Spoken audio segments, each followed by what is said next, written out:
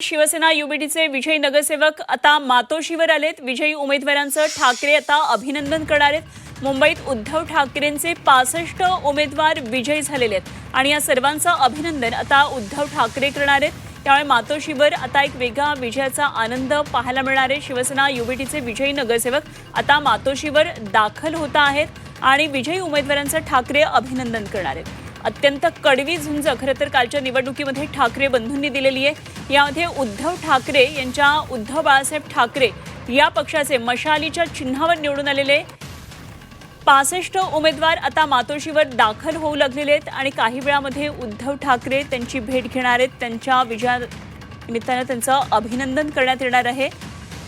भलेही महापालिकेमध्ये सत्ता मिळालेली नाही, मात्र जी फाईट झाली ती अत्यंत टफ होती, कडवी ही सगळी झुंज होती आणि कडवी झुंज देताना हे सगळे जे उमेदवार विजयी झालेले आहेत निश्चितच अभिनंदनास पात्र आहेत।